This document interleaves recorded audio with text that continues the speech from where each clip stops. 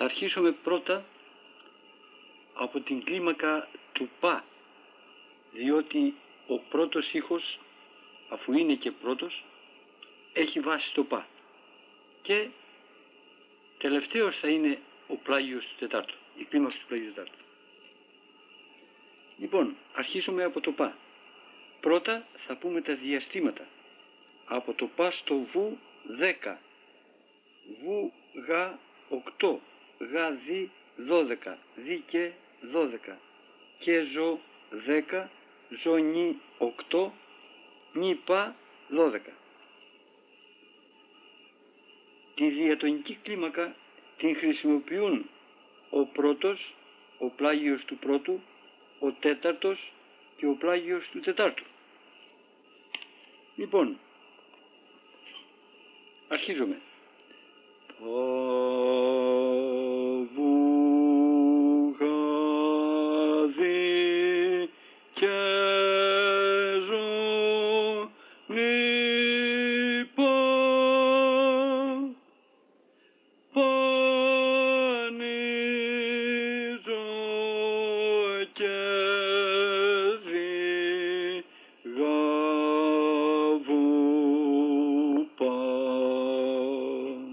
Άλλη μία.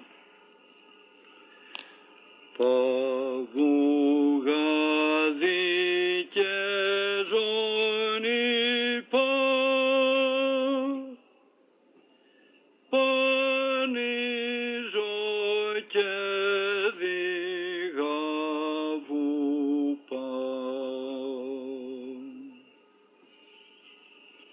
Αυτή είναι η κλίμαξ η διατονική. Τώρα θα πούμε κλίμαξ διατονική κατά το δις διαπασόν. Τι σημαίνει αυτό? Δηλαδή την κλίμακα δις. Αρχίζουμε από το κάτω δι και ανεβαίνουμε έως το άνω δι. Ξεκινάμε από το πα.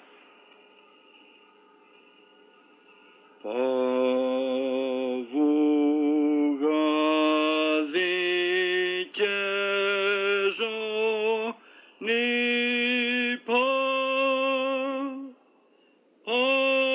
πανίζω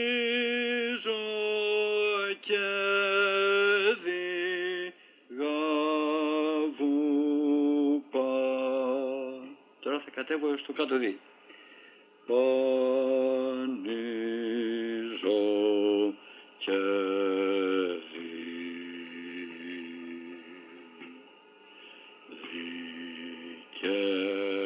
ζώνη πα έως το άνω πα. Παβουγάδι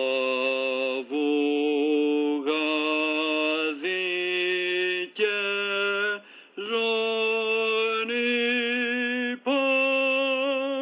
Τώρα έως το άνω δι.